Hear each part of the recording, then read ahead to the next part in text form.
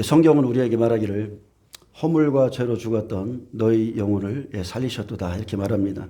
그러면 우리의 영의 기능이 무엇인가? 왜 하나님이 우리의 다른 것 중에 우리에게는 육체도 있고 그리고 또 혼도 있고 영도 있는데 왜 영을 살리셨을까? 이 부분에 대해서 좀 우리가 알아야 됩니다. 영은 하나님께 기능하는 장소죠. 하나님이 영이세요. 그렇기 때문에 우리의 영을 살리셨는데 그 외에 아주 죽어 있는 것들이 있습니다. 그것은 우리의 육체고 그리고 그 육체는 마지막 날에 살리시죠. 다시 한번 살리고 그 중간에 끼어 있는 게 우리의 혼인데 이 혼의 선택에 따라서 우리가 하나님 나라에 구원을 받았을지라도 그 이후에 하나님 나라에 입성할 수도 있고 아니면은 거기서 입성하지 못하고 그렇게 끝날 수도 있습니다. 성경은 우리가 본래 죽었다고 그랬어요. 근데 예수님을 구주로 영접할 때 소생되어 살아났다고 합니다. 그렇기 때문에 거듭나기 전에는 누구든지 이 말을 체험할 수 없습니다. 알 수가 없어요. 그래서 여러분은 반드시 거듭나셔야 됩니다. 거듭날 때 하나님이 나를 살리셨구나 하는 것을 느끼고요. 그리고 우리 안에는 영적인 부분들이 몇 가지가 있습니다. 그 중에 우리의 마음은 하나님을 사랑하는 기관이고 또 우리의 영은 다시 한번 말하지만 하나님을 접촉하고 받아들이는 기관입니다. 그래서 항상 하나님이 원하시는 건 첫 번째 마음이죠. 마음으로 믿어 의에 이르고 마음으로 사랑하라. 누굴 사랑해요? 하나님을 사랑하라. 하나님을 사랑할 때 하나님의 영이 오십니다. 그래서 오늘은 우리에게는 혼의 생명이라는 게 있습니다. 예수님을 믿기 전에 자기 의지로 살았던 그 혼의 생명. 근데 이 혼의 생명은 어디로 가야 되느냐? 반드시 십자가에서 처리해야만 됩니다. 그래서 이 부분에 대해서 좀 알아보겠습니다. 우리의 육신은 이미 죄 아래 팔렸기에 의롭고 거룩하고 선한 하나님의 율법은 날마다 거듭난 우리의 자아를 죽게 만듭니다. 날마다 우리를 죽게 하세요. 그 선한 것이 우리를 사망으로 인도하는 것은 내가 원하는 것을 행하지 않고 내 의지와 상관없이 내가 미워하는 것을 행하고 있기 때문입니다. 내 속에 거하는 죄가 내가 원하지 않는 악을 행하게 만들기에 내가 하나님 안에서 죽느냐 아니면 죄 아래서 죽느냐. 하나님은 우리의 혼이 하나님을 사랑함으로 스스로 죽길 바라시고 그리고 또한 죽게 만드십니다. 아멘. 그것이 하나님의 사랑이에요. 내가 죽어야 내 자아가 죽어야 내가 원하는 것을 하지 않고 하나님의 영을 따라 살 수 있기 때문입니다. 사탄에게 내어준 육체. 여러분 사탄이 거하는 장소는 흙이죠. 흙을 먹으리라고 그랬어요. 그래서 사탄에게 내어준 우리의 육체 안에는 죄가 끊임없이 거하고 있습니다. 우리의 타락한 혼은 이 거듭난 영 사이에서 날마다 괴로워합니다. 그래서 바울은 로마서 7장에 육신과 또 자아, 혼이죠. 육신과 자아와 영 사이에 끼어 있는 자신을 발견하고 그리고 하나님의 한 법, 하나님의 경륜을 깨달았습니다. 그것은 사람이 할 수 없는 그것을 하나님이 찾아오셔서 사람 안에서 친히 일하시겠다는 것, 그것이 하나님의 경륜입니다. 로마서 8장 3절에 보면 율법이 육신으로 말미암아 연약하여 할 수 없는 그것을 하나님은 하시나니 곧 죄로 말미암아 자기 아들을 죄 있는 육신의 모양으로 보내어 육신의 죄를 정하사. 그래서 우리의 혼은 선택권이 있습니다. 우리의 혼은 우리가 하나님이 원치 않는 육신을 따라 살 것인가 아니면 우리의 혼이 하나님의 영을 따라 살 것인가. 이것은 우리의 선택입니다. 그래서 날마다 우리 자신이 죽어야 돼요. 아멘. 디모데전서 4장 1장 4절에 보면 하나님의 경륜이라는 단어가 나옵니다. 이것은 헬라어로 오이코노미아인데 가정의 경영, 관리, 경륜, 재산이나 물건 등의 분배, 배분을 의미합니다. 쉽게 말하면 하나님의 가정의 경영이죠. 그래서 경륜이라는 이 단어는 창세전에 하나님 자신을 사람 속에 넣어주고 분배할 것을 계획하셨고 이미 그 일을 사람의 영 안에 성취했습니다. 삼위일체 하나님께서 우리 안으로 분배, 즉 실제가 되신 것입니다. 하나님께서 이 목적을 위해서 우리를 세 부분으로 즉 몸과 혼과 영으로 창조하셨습니다. 아멘. 여러분 이것을 믿으시죠? 우리는 영혼 육으로 되어 있습니다. 그래서 하나님의 성전도 세 부분으로 되어 있는데 하나님의 성전에는 바깥마당 또 성소와 하나님의 영광이 다시 한번 말합니다. 하나님의 성전에는 바깥마당과 성소와 하나님의 영광이 나타나는 그 지성소, 그리스도께서 거하시고 계신 그 지성소, 이 세 부분으로 나누어 있습니다. 그래서 우리 몸의 세 부분은 성전의 세 부분과 일치합니다. 즉 우리의 육체, 이 몸은 바깥마당이고요. 혼은 성소입니다. 근데 이 혼이 어떻게 기능하냐에 따라서 이제 달라지죠. 그리고 영은 지성소와 일치합니다. 다시 한번 말하면 애굽은 몸이고 애굽은 몸이에요. 이것은 사탄에게 내어준 장소죠. 여러분 우리가 예수님을 믿고 성막으로 쭉 들어와도 첫 번째 번제단에 있는 곳이 바깥마당이죠. 그곳에는 세상과 연결되어 있습니다. 하나님의 임재로 덮여 있는 장소가 아니에요. 성소 안에 들어가야 해달의 가죽과 수많은 가죽들이 있죠. 피로 덮여진 장소라는 겁니다. 그곳에서는 하나님 외에는 아무것도 보이지 않습니다. 자, 다시 한번 말합니다. 애굽은 몸입니다. 사탄에게 내어준 장소고, 자, 광야는 혼입니다. 여기가 우리의 싸움의 기지인데 바울이 말했던 로마서 7장의 이 장소가 바로 우리의 혼이에요. 누구를 따라 살 것인가? 여기서 갈등하고 여기서 아파하고 여기서 주를 위해서 모든 것을 버리며 쫓아갈 것인가 아닐 것인가 갈등하는 장소입니다. 근데 또 가나안은 지성소로서 하나님의 영광을 볼 수 있는 장소입니다. 그래서 하나님께서 성경에 보면 항상 믿음을 세 부류로 나눠 놓으셨습니다. 제가 그래서 믿음의 종류 100배, 60배, 30배, 남자, 여자, 자손, 아비, 청년, 아이 수만 이렇게 나눠 놓은 것은 사람이 세 부류로 되어 있다는 거예요. 그래서 지금 그리스도 안에 거하시는 하나님은 우리의 영 안에 살고 계십니다. 그래서 여러분 우리 안에 하나님이 계심을 믿으셔야 됩니다. 아멘. 자, 하나님의 계획은 우리의 영 안에 거하시면서 우리의 영을 기지를 삼으시고 그분 자신을 우리의 온 존재에 확산시키는 겁니다. 우리의 영은 하나님의 집이며 처소이며 하나님은 이곳에서부터 우리의 전 존재에 자신을 확산하심으로 우리의 각 부분을 그분 자신으로 적시십니다. 먼저 하나님은 우리의 영과 완전히 연합되시며 다음엔 혼, 마지막으로 몸과 연합되는데, 자, 하나님은 우리의 영 안에 들어와서 우리의 영을 거듭나게 하심으로 우리와 연합하기 시작합니다. 거듭남은 위로부터 난 생명으로서 하나님 자신과 우리의 영의 연합이죠. 그것을 거듭났다고 그러는 거예요. 하나님은 우리의 영 안에 들어오시는데 거듭남은 위로부터 난 생명으로 하나님 자신과 우리의 영의 연합입니다. 그래서 주와 합하는 자는 한 영이 되어서 거듭난 후에 우리 자신을 하나님께 내어드리고 하나님께 기회를 드리며 그분과 동역한다면 하나님께서는 우리의 영에서부터 혼으로 그분 자신을 확산시키어 우리의 혼의 모든 부분을 새롭게 하실 것입니다. 이러한 변화를 통해서 하나님의 본질이 우리의 혼과 우리의 자아와 연합됩니다. 타락한 우리의 혼이 주님의 형상으로 변화될 때 우리의 생각과 갈망과 결정은 주님을 표현하게 될 것입니다. 그러므로 하나님의 경륜의 첫 단계는 우리의 영을 거듭나게 하시는 것이고, 둘째 단계는 우리의 혼을 변화시키는 것이고, 마지막 단계는 주님께서 재림하실 때 우리의 몸까지 변형시키는 것입니다. 그때 주님의 영광은 우리의 몸을 영화롭게 변화시키고 우리의 몸을 완전히 새롭게 부활체의 몸으로 변화시키고, 이 변형이 주님과 우리 연합의 궁극적인 목적입니다. 그때 우리 안에 자신의 영을 넣으신 하나님의 경륜이 완전히 성취되는 겁니다. 아멘. 이해하시겠죠? 우리가 이 영광의 몸을 입기 전에 우리의 혼을 얻기 위해서 싸우는 두 편이 있다는 거예요. 한쪽은 하나님이시고 한쪽은 사탄입니다. 이것은 여러분 전쟁입니다. 날마다의 전쟁이에요. 제가 로마서 다시 한번 읽어드릴게요.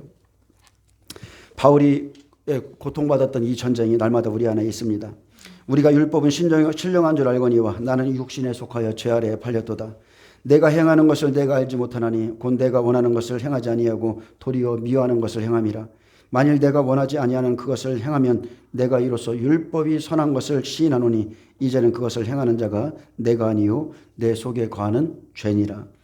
내 속 곧 내 육신에 선한 것이 거하지 아니하는 줄 아노니 원함은 내게 있으나 선을 행하는 것은 없노라. 내가 원하는 바 선은 행하지 아니하고 도리어 원하지 아니하는 바 악을 행하는도다. 만일 내가 원하지 아니하는 그것을 하면 이를 행하는 자가 내가 아니요 내 속에 거하는 죄니라. 사탄은 우리의 육신에 거합니다. 그러므로 내가 한 법을 깨달았노니 곧 선을 행하기 원하는 나에게 악이 함께 있는 것이로다. 내 속사람으로는 하나님의 법을 즐거워하되 내 지체 속에서 한 다른 법이 내 마음의 법과 싸워 내 지체 속에 있는 죄의 법으로 나를 사로잡는 것을 보는도다. 오라 오라 나는 공고한 사람이로다. 이 사망의 몸에서 누가 나를 건져내랴. 우리 주 예수 그리스도로 말미암아 하나님께 감사하리로다. 그런즉 내 자신이 마음으로는 하나님의 법을 육신으로는 죄의 법을 섬기노라. 아멘. 하나님의 영이 오시면 여기에서 생명의 성령의 법으로 죄와 사망의 법에서 우리를 끌어내는 겁니다. 여러분이 얼마만큼 예수 그리스도의 통치를 받느냐, 성령의 통치를 받느냐에 따라서 여러분은 자유를 누릴 수가 있어요. 여러분, 이것은 날마다의 전쟁입니다. 이것이 영적 전쟁이에요. 먼저 영광의 하나님께서 우리 안에 들어오시기 전에 사탄이 먼저 우리 몸에 먼저 들어왔습니다. 아담이 선악 지식의 나무의 열매를 먹었을 때 마귀는 아담을 통해서 사람, 즉 우리의 몸속에 들어왔습니다. 결과적으로 인격화된 죄가 우리 지체 속에 들어와 살면서 우리가 좋아하지 않는 일을 하도록 강요하며 불법적인 주인으로 우리를 다스리고 있습니다. 이것이 로마서 6장, 7장, 8장에서 언급한 죄입니다. 하나님의 대적 사탄이 우리의 몸 안에 들어왔을 때 우리의 몸은 변하여 육체가 되었습니다. 노아의 때 어때요? 모든 사람이 육신이 됨이라 육체가 되었기 때문에 하나님이 떠나신 거예요. 육체는 부패하고 파멸되고 손상된 몸으로서 그 안에 악한 자가 살고 있기에 이 육체는 혼을 지배하려고 위협합니다. 여러분이 이 말씀을 잘 깨달지 못할 수가 있어요. 그러나 진정으로 거듭난 사람은 이 말의 의미를 압니다. 하나님의 영이 내 안에 들어오시면 내 안에 다른 존재가 살고 있다는 것을 느껴요. 나라는 존재가 살고 있고 이 육체 안에, 이 몸 안에 벗어날 수 없는 이 공간 속에 다른 것이 살고 있어서 내가 괴롭다는 것을 깨닫게 됩니다. 그래서 항상 하나님을 붙들 수밖에 없고 하나님 앞에 엎드릴 수밖에 없어요. 이게 거듭난 자의 삶입니다. 사람의 영이 하나님을 확산시키는 기지가 되었듯 사탄이 점령한 타락한 육신은 사탄이 일할 수 있는 기지입니다. 사탄은 육신의 거처를 정하여 혼에 영향을 끼치며 혼을 통해서 영을 약화시키고자 합니다. 그래서 사탄의 영향력 아래서 나오는 육신의 소욕들, 육신의 일은 혼을 장악하고 영을 억압하려고 합니다. 사탄의 일은 언제나 밖에서 시작해서 안쪽을 향해서 갑니다. 여러분이 하나님이 기뻐하지 않는 것을 취하면 취할수록 영은 위축되고 영은 죽습니다. 그런데 하나님의 일은 영 안에 계시면서 중심으로 시작해서 주변으로 확산합니다. 아멘. 하나님의 일은 안에서부터 나오는 거예요. 그래서 여러분이 하나님을 얼마나 의식하고 이 영의 기능을 활성화시키느냐에 따라서 하나님의 영광이 이렇게 바깥으로 표출됩니다. 사람의 혼은 사탄에게 대항할 수 없습니다. 왜냐하면 사탄은 혼보다 훨씬 더 강하기 때문입니다. 로마서 7장의 탄식은 벗어날 수 없는 혼의 탄식인 겁니다. 아멘. 여러분은 현재 벗어날 수 없는 그 육체 안에 갇혀 있어요. 이 안에서 거듭난 영은 탄식하고 있습니다. 사탄은 육신을 통해서 혼의 죄의 독을 넣었습니다. 이것이 구원받기 전 우리의 상태입니다. 그러나 우리가 복음을 듣고 생각과 양심의 핏비침을 받았을 때 우리는 죄를 깊이 뉘우치고 영 안에서 통회하고 회개하며 우리 자신을 주님께 열었습니다. 그 후 주님은 우리의 생명이 되시기 위해서 성령으로 우리의 영 안에 들어오셨습니다. 비록 원수 사탄이 육신을 기지로 취하여 그곳에서부터 안으로 영을 향해 싸울지라도 영 안에 계신 영광스러운 하나님은 이 영을 기지로 그곳에서부터 밖으로 육신을 향해 싸우십니다. 아멘. 여러분, 기도하다 보면 그냥 흔히 눌렸어 이런 말 하죠. 눌렸다는 표현도 합니다. 이런 것들이 영적인 싸움이에요. 실제 누릅니다. 마귀는 우리를 눌러요. 기도하지 못하게, 말씀 보지 못하게, TV 앞에 있게, 다른 것을 사랑하게 계속 바깥에서부터 우리의 혼에 영향을 끼칩니다. 그래서 우리는 매우 복잡한 상태에 있습니다. 왜냐하면 우리 자신이 전쟁터가 되었기 때문입니다. 이 몸은 영의 치열한 전쟁터입니다. 사탄과 하나님과 사탄은 매일 우리 안에서 싸우고 있고 우리는 그 중심에 서 있으며 사탄은 중심을 향해서 싸우는 반면 하나님은 밖을 향해서 싸우고 계십니다. 그래서 여러분, 모세가 손을 들고 모세가 손을 들 때에 여호수아가 나가서 싸우는 거예요.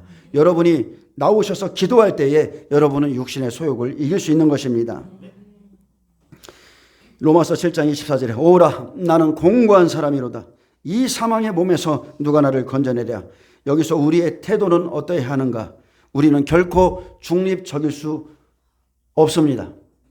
우리는 결코 중립적일 수 없어요. 여러분은 생명이냐 사망이냐 천국이냐 다시 육신으로 돌아가서 세상을 사랑하느냐, 여러분 우리는 중립에 설 수가 없어요. 어느 편이든지 여러분 속해 있어야 됩니다. 사람의 바깥 부분에는 하나님의 대적이 있고 속 부분에는 하나님이 계십니다. 그 둘 사이에 우리의 자아, 목숨, 혼이 있습니다. 사탄은 타락한 몸 안에 있고 하나님은 거듭난 영 안에 계시며 우리는 혼 안에서 그 중간에 서 있습니다. 그래서 우리는 이 싸움에서 매우 중요한 위치에 서 있다는 거예요. 우리를 통해서 하나님이 승리하실 수도 있고, 원래 하나님은 패배할 수 없는 분이지만 우리가 어떻게 하느냐에 따라서 달려 있습니다. 그래서 예수님이 십자가에서 죽으시면 그냥 죽으신 게 아니에요. 우리가 그 안에 달려야 되는 겁니다. 십자가와 혼생명, 이것을 처리해야만, 첫 번째 생명을 처리해야만 여러분이 천국에 들어갈 수가 있어요. 많은 사람들이 말합니다. 봐라, 구원이란 저렇게 쉬운 거다. 예수님을 믿기만 하면 구원받는다. 여러분, 그것은 그런 뜻이 아니에요. 예수님께서 십자가에 달리셨을 때 좌측, 우측에 강도 하나씩이 달려 있었습니다. 그것은 천국에 오는 방법을 가르쳐 주는 거예요. 아멘. 자, 봐라. 저 우측에 있는, 우편 강도라는 말은 하나님의 권능이, 하나님의 은혜가 우측에 있기 때문에 우편 강도라고 그러는데, 저 강도 봐라. 마지막 죽는 순간에 예수님을 시인했더니 하나님이 천국으로, 낙원으로 데려가셨다. 이렇게 말해요. 아닙니다. 그 우편 강도는 예수님이 공생의 제자들에게 하신 모든 말씀을 완벽하게 이룬 사람이에요. 자기 십자가를 졌죠. 자기가 죄인임을 압니다. 예수님께 자기의 죄를 고백했어요. 자기 십자가에 자기가 달렸어요. 천국에 들어가기 전까지 그분의 나라를 소망했고 자기의 죄를 깨닫고 주여 당신의 나라에 임하실 때에 나를 기억하소서. 아멘. 모든 것을 이룬 사람이에요. 여러분, 천국에 들어가는 것은 반드시 십자가를 지셔야 돼요. 그리고 자기가 죽는 날까지 죄인임을 깨달아야 되고 그 안에서 주님의 나라를 소망하는 그 사람만이 주님의 나라에 들어가는 겁니다. 자, 우리는 그 중간에 서 있습니다. 우리는 전체의 상황을 반전시킬 수 있습니다.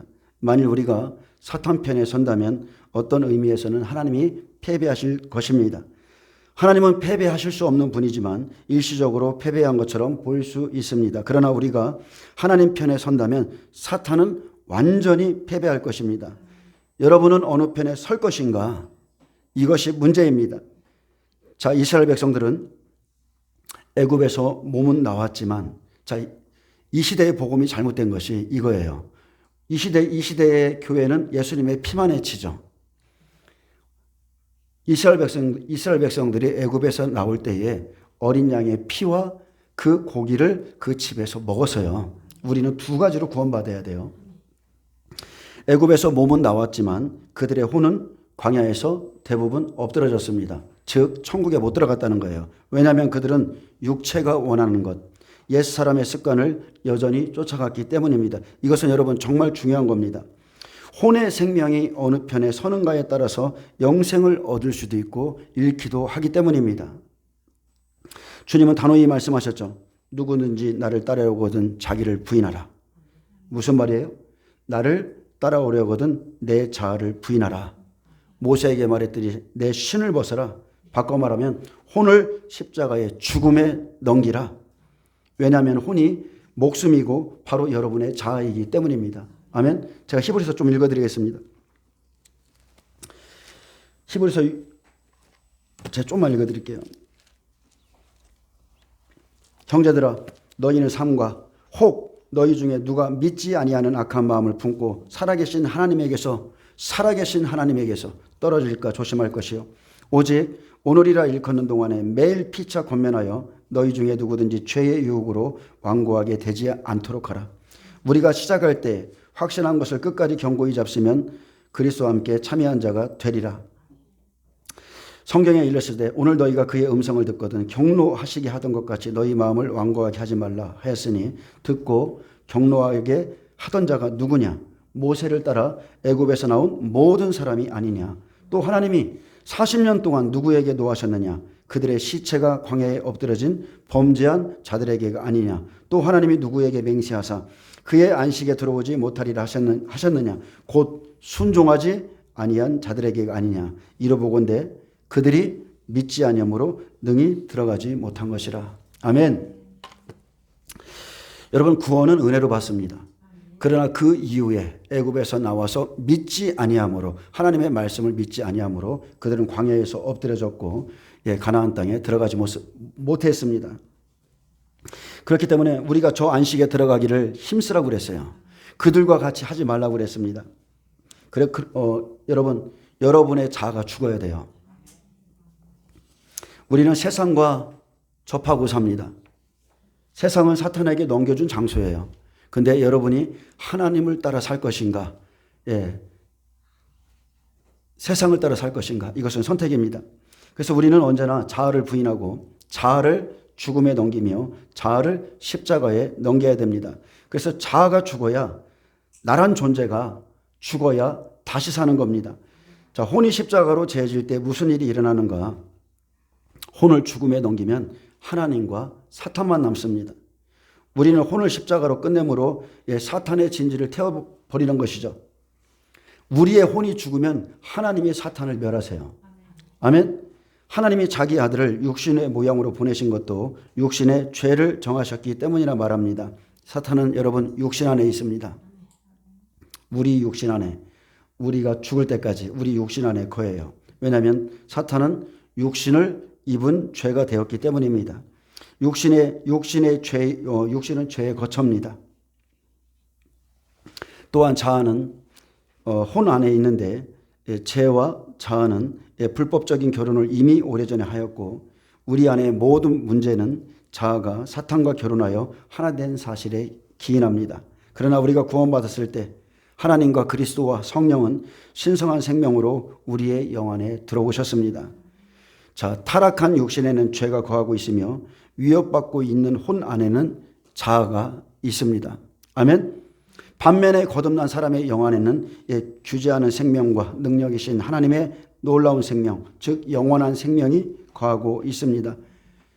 혼의 생명으로 산다는 것은 우리 자신에 의해서 여전히 살고 행한다는 뜻이고 그것은 바로 우리 자신이 사탄과 결혼했다는 의미입니다. 아멘. 우리가 거듭난 이후에도 하나님을 따라 살지 않는다는 것은 우리가 사탄과 지금 결속한 상태라는 거예요. 이 결혼은 우리를 자유로운 사람이 아니라 악한 자, 즉 죄의 속박 아래 여전히 둔다는 의미입니다. 그래서 육신에 거하는 악한 자는 우리를 붙잡고 패배시켜 자신의 포로로 만들며 우리를 가장 공고한 사람으로 만들기 위해서 밤낮으로 일하고 있습니다.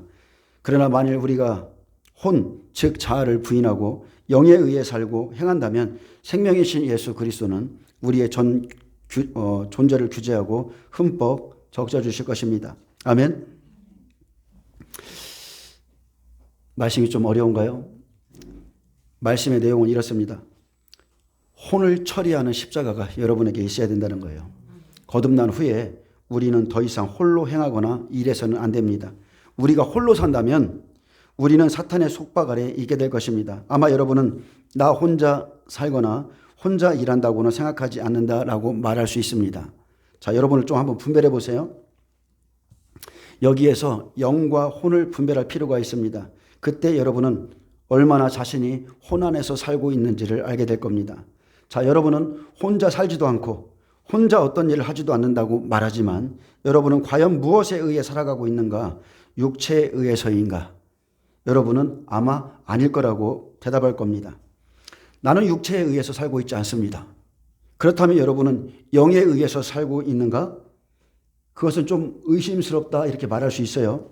만약 여러분이 육체에 의해 살지도 않고 영에 의해서 살고 있지 않다면 여러분은 무엇에 의해 살아가고 있습니까? 그 대답은 딱 하나예요. 여러분은 지금 혼에 의해서 살고 있다는 겁니다. 하나님의 영에 이끌리는 사람의 삶은 틀립니다. 확실히 구별할 수 있습니다. 육도 아니요 영도 아니요 여러분은 혼에 있는 거예요. 혼으로 살고 있습니다. 그 혼은 가나안 땅 못 들어가요. 반드시 죽어야 됩니다. 여러분은 저는 어떤 죄도 범하고 싶지 않고 육체에 속한 것을 좋아하지 않고 저는 사탄과 협력하고 싶지도 않습니다. 저는 하나님을 사랑해요.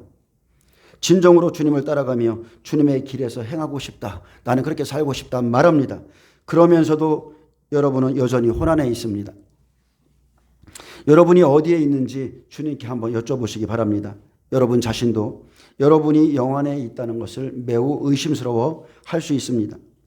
만일 여러분이 육체나 영에도 있지 않다면 여러분은 확실하게 혼 안에 있는 겁니다.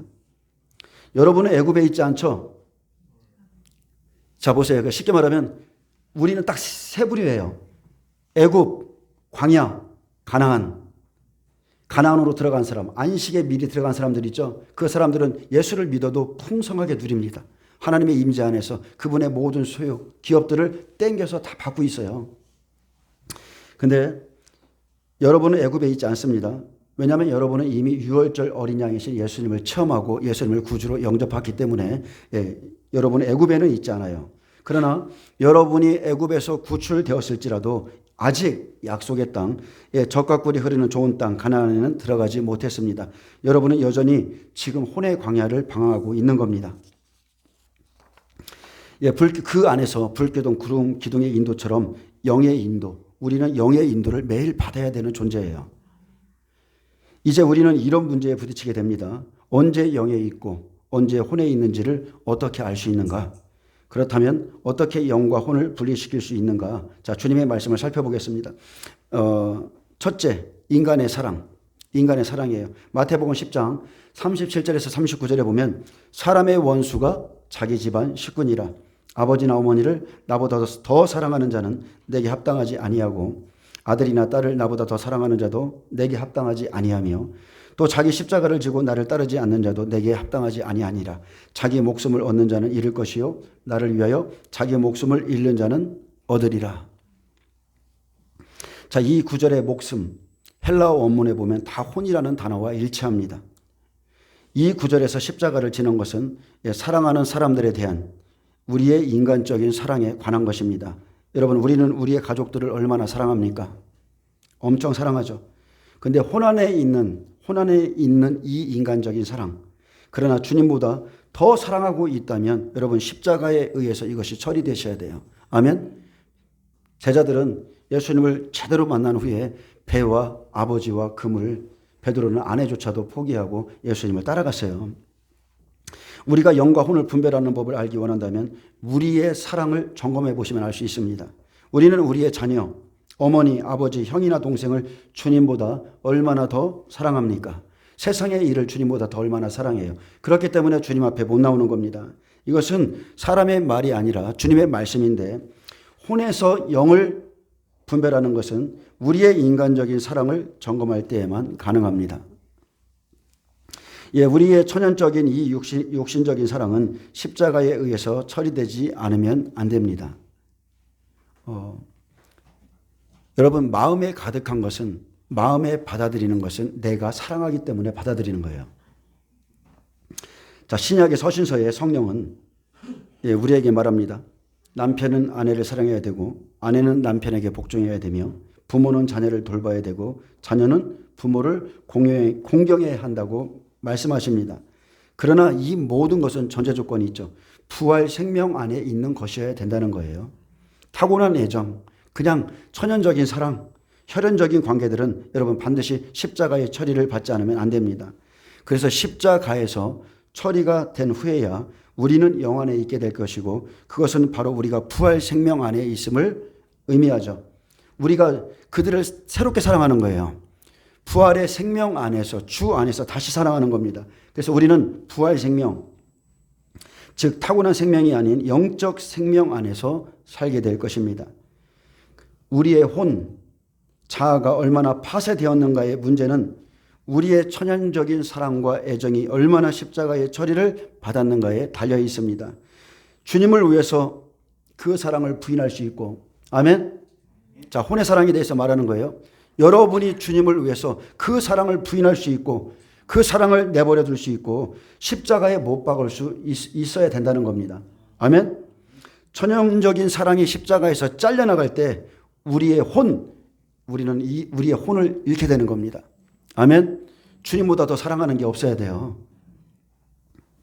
더 나아가서 우리가 천연적인 사랑을 처리함으로 우리의 혼을 잃어버리고자 한다면 우리는 다시 한번 미워하는 법도 배워야 됩니다. 누가복음 14장에 보면 물은 내게 오는 자가 자기 부모와 처자와 형제와 자매와 더욱이 자기 목숨까지 미워하지 아니하면 능히 내 제자가 되지 못하고 누구든지 자기 십자가를 지고 나를 따르지 않는 자도 능히 내 제자가 되지 못하리라. 아멘. 미워한 사람, 혼의 생명을 미워하고 자기 십자가를 지고 예수님을 따르지 않으면 그 누구도 예수님 제자 되지 못합니다. 여기서 목숨이라는 단어도 헬라어 원문의 혼이라는 단어와 동일합니다. 똑같습니다. 사랑하는 사람들에 대한 사랑 이외에도 우리는 또한 자기 사랑, 즉 자신에 대한 사랑 또는 혼에 대한 사랑을 가지고 있습니다. 그래서 십자가를 진다는 것은 이 자기 사랑과 많은 관계가 있는데 물은 내게 오는 자가 미워하지 아니하면 많은 것들이 있죠. 무엇을 미워해야 되는가? 참 많은 것들이 있어요. 자, 누구를 미워하는가? 첫째, 우리는 대적을 미워해야 됩니다. 그러나 우리는 자기 목숨, 즉 우리의 혼을 미워하는 것을 배워야 돼요. 우리 자신을 미워하는 것은 곧 우리의 혼을 잃는 것과 관련이 있습니다. 자, 우리 자신을 미워함으로 혼에 있는 자아를 십자가로 제할 수 있습니다. 아멘. 잘 모르겠습니다. 저는 예수님을 만나고 난 뒤에 성령의 세례를 받은 후에 제 자아가 싫더라고요. 제 옛생명이 싫더라고요. 예전에 내가 그렇게 싫었어요. 그래서 매일매일 그것을 그냥 부인하는 것이 당연스럽게 생각하고 왔습니다. 지금도 마찬가지예요. 저란 자신이 옛생명, 이런 생명으로 사는 것이 좋지 않습니다. 자, 두 번째는 여러분이 처리할 게 있는데 두 번째는 세상을 사랑함입니다.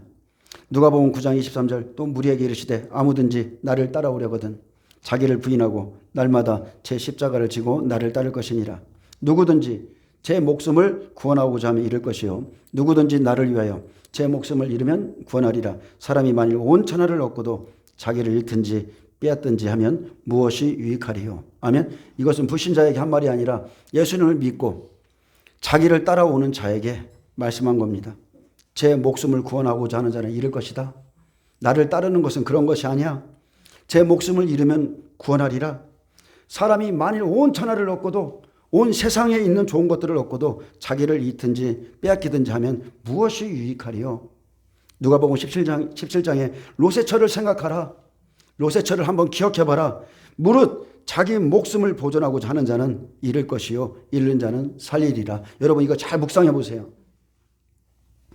이 모든 구절에서 목숨은 헬라어 원문의 혼입니다. 여러분의 혼에 달려 있어요. 이 구절은 혼이 세상을 사랑하는 것과 깊은 관련이 있음을 보여줍니다. 세상을 사랑하는 것과 세상을 포기하는 것은 곧 우리의 혼을 처리해야 하는 것을 의미합니다. 우리의 육과 혼은 세상을 사랑합니다. 끊임없이 세상을 사랑해요. 혼 생명의 특징, 육의 사람은 말할 것도 없고 혼 생명의 특징, 교회 안에 있어도 혼의 사람은 세상을 사랑합니다. 사랑하는 겁니다. 여전히 예수를 믿으면서 세상을 사랑해요. 그게 그 사람이 아직도 혼의 생명을 갖고 있다는 겁니다. 그래서 우리의 혼이 잘릴 때에 비로소 더 이상 세상을 사랑하지 않게 됩니다. 그러므로 이 두 가지, 즉 세상을 사랑하는 것과 혼은 관계가 있습니다. 롯의 처를 생각하라. 이 사람은 남편이 아니라 아내죠. 그것은 세상적인 것들을 사랑한 아내의 이야기를 말하는 겁니다. 세상적인 것을 사랑하는 아내. 야고보서 4장 4절. 가늠한 여인들아, 세상과 벗된 것이 하나님과 원수된 것을 알지 못하느냐? 누구든지 세상과 벗이 되고자 하는 자는 스스로 하나님과 원수되는 것이니라. 많은 사람들이 스스로 하나님과 원수된 채 하나님의 전에 나와서 손을 흔들면서 주님을 찬양하고 있습니다. 돌아가면 바로 세상을 사랑해요. 세상과 벗되고 하나님과 벗되길 원하는 것은 하나님 보시기에 여러분 위선입니다. 우리는 바리새인들의 위선에 대해서 어떻게 저렇게 할 수 있냐 말하지만 우리가 그러고 있어요. 집에 돌아가는 순간에 TV 앞에 집에 돌아가는 순간에 여전히 세상 것을 사랑하고 있다는 거예요. 우리가 그렇게 세상적인 것들을 사랑한다면 하나님과 원수됨으로 결국 우리의 혼을 잃게 되는 겁니다. 아멘. 여러분, 우리의 혼을 잃게 된다는 이 말의 의미는 우리의 영은 죽지 않아요. 아멘. 내가 그래서 나의 영이 하나님 앞에 살아있는 혼을 가지고 하나님 앞에 갈 것인가, 나의 영이 죽지 않는 이 영이 영원히 지옥에 가서 죽을 것인가, 이것을 선택하는 게 이 땅에 있다는 거예요. 자, 그래서 우리가 세상 사기를 세상 사랑하는 것을 포기하는 것은 영생을 위해서 잃는 것이죠.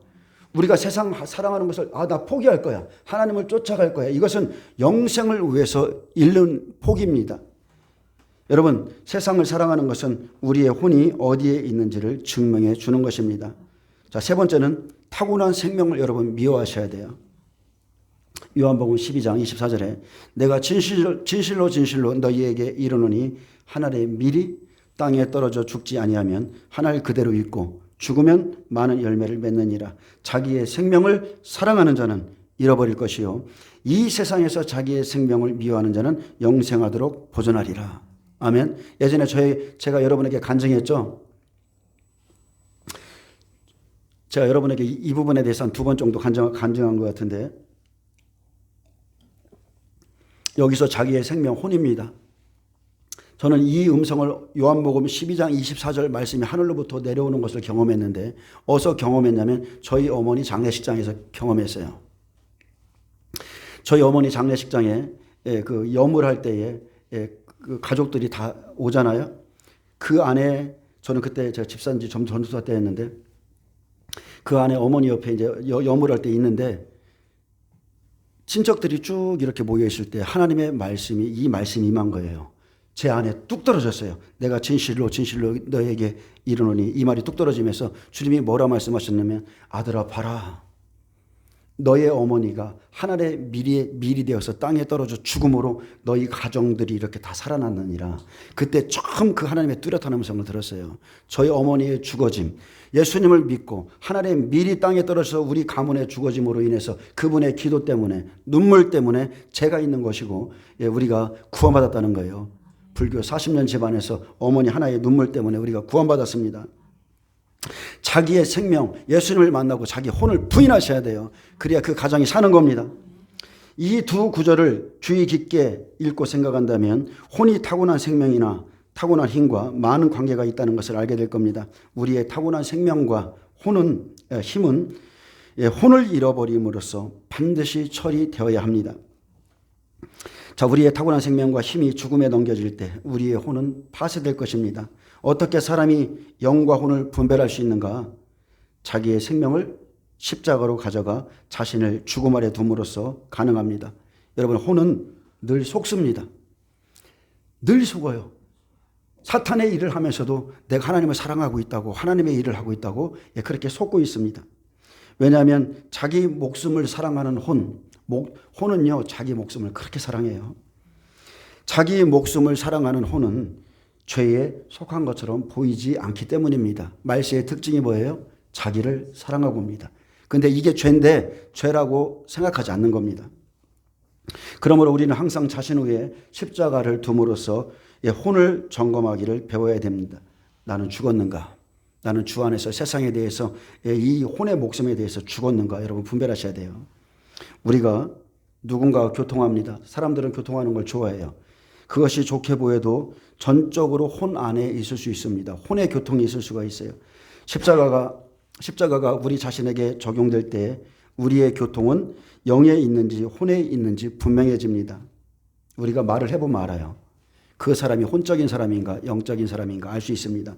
그래서 선악의 판단에 의해서 혼적인가 영적인가를 점검하면 그러한 점검은 우리를 어둡게 할 뿐이지만 내가 혼에 있는가 영에 있는가 여부는 그냥 십자가의 여부에 있는가 이것을 살펴보면 알 수 있습니다.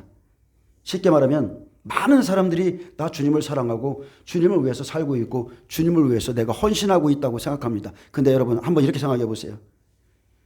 나의 헌신이 내 이익을 조금도 고려하고 있지 않은가? 내가 주님을 위해서 따라가고 내 목숨을 주님께 드리고 쉽게 말하면 내가 오늘 또 예배 드리는 것이 내 시간을 내서 예배 드리는 것이 내 이익과 조금도 어떤 분들은 오늘 주일 성서를 할 수 없는 이유가 돈을 벌어야 되기 때문에 그렇습니다. 여러분 한번 자기를 한번 잘 생각해 보세요. 잘 생각해 보세요. 내게는 자신의 이익을 고려하는 요소가 있는가? 내 활동은 자기 중심적인가? 자기 이익과 자기 중심적인 활동을 십자가에 두었는가? 모든 대화에서 자아는 다 제거되었는가? 이런 방법으로 자신을 하나하나씩 점검해 보는 것입니다. 그래서 모든 결정과 모든 활동은 선악의 표준에 의해서가 아니라 십자가에서 여러분 재점검되셔야 돼요. 이익이 없어도 주님을 사랑하고 모든 것을 버리고도 주님을 쫓아갈 수 있고 그것은 사랑 안에서 나오는 겁니다. 느낌이 아니라 내가 십자가에서 있다는 것은 자아를 부인했는가? 나의 십자가를 졌는가? 그리고 영 안에서 내가 주님을 따랐는가? 그렇게 자기를 부인할 때 주님은 우리 안에서 입지를 크게 얻으시고 우리는 쉽게 주님과 동행할 수 있게 됩니다. 그래서 신약 성경에 보면 징계에 대한 가르침보다 십자가에 대한 가르침이 훨씬 더 많은 우위를 차지하고 있습니다. 많은 경우에 하나님의 징계는 십자가와 함께 일합니다. 그 십자가의 징계는 다른 게 아니고요. 우리의 유익함과 거룩함, 의와 평강의 열매를 위해서 우리에게 주시는 겁니다. 아멘. 자, 이제 말씀을 맺습니다. 그러나 우리가 하나님의 징계를 기다리는 자가 되지 말고 우리는 그리스도와 함께 십자가에 못 박혀 있다는 것을 알고 있기에 그냥 언제나 우리 스스로가 십자가 지기를 배우셔야 됩니다. 매일매일 자기를 부인하는 거예요. 그냥 십자가를 지면서 그래 자기를 죽음에 넘겨주면 혼에는 어떠한 입지도 주지 않게 될 겁니다. 이렇게 하면 우리는 영 안에서 주님과 실제로 하나가 될 것이고 주님이 우리를 더 소유하시고 그분 자신으로 우리를 흠뻑 적셔주시고 그렇게 입지를 얻게 될 겁니다. 아멘. 주님께 계속 내어드리는 거예요. 내가 사랑했던 것, 내가 좋아했던 것 조금씩 더 내려놓고 주님께 시간 드리고 자 그러면 주님의 입지가 넓어집니다. 많은 사람들이 갈라디아서 2장 19절의 말씀을 사랑합니다. 내가 율법으로 말미암아 율법에 대하여 죽었나니 이는 하나님께 대하여 살려 함이라. 내가 그리스도와 함께 십자가에 못 박혔나니 그런즉 이제는 내가 사는 것이 아니요 오직 내 안에 그리스도께서 사시는 것이라. 아멘. 아멘이세요? 여러분 이렇게 살고 계세요? 이제는 내가 사는 것이 아니요 오직 내 안에 그리스도께서 사시는 것이라. 이제 내가 육체 가운데 사는 것은 이 육체 가운데 이 혼의 목숨 가운데 사는 것은 나를 사랑하사 나를 위하여 자기 자신을 버리신 하나님의 아들을 믿는 믿음 안에서 사는 것이라. 아멘. 아멘입니다. 여러분 이제 내가 육체 가운데 사는 이유는 딱 하나예요. 나를 사랑하사 나를 위하여 죽으신 주님을 위해서 사는 것입니다. 먹든지 마시든지 자든지 여러분 다 주님을 위해서 사세요. 썩어질 세상을 사랑하지 않고 내 목숨과 내 이익보다 그냥 주님을 위해 사는 겁니다. 여러분 어떠한 생명으로 살고 계십니까? 고린도후서 5장 15절에 분명히 말씀합니다. 그가 모든 사람을 대신하여 죽으심은 살아있는 자들로 하여금 다시는 그들 자신을 위하여 살지 않고 오직 그들을 대신하여 죽었다가 살아나신 이를 위하여 살게 하려 함이라. 아멘. 이것이 우리의 정체성이에요. 우리는 우리 자신을 위해서 살지 않습니다. 제가 처음 주님을 만났을 때 느꼈던 것은 거저 얻은 목숨이었습니다. 주님을 만나니 회개가 이루어지죠. 얼마나 깊이 회개를 시키는지 그 안에서 내가 죽을 죄인이구나. 하나님이 나를 살려주셨구나. 또 다른 생명을 다시 한번 이 생명을 주셨구나. 그게 철저하게 깨달아졌어요. 그래서 이제는 제 자신을 위해서 살지 않습니다. 오직 잘하든지 못하든지 오직 나를 위해서 대신하여 죽었다가 살아나신 이를 위하여 삽니다. 이것이 혼의 생명이 아니라 여러분 영의 생명으로 사는 거예요. 아멘. 다른 게 없습니다. 여러분 딱 한마디로 정의한다면 하나님을 사랑하세요. 그거면 됩니다. 예, 기도하겠습니다. 예, 주님 감사합니다.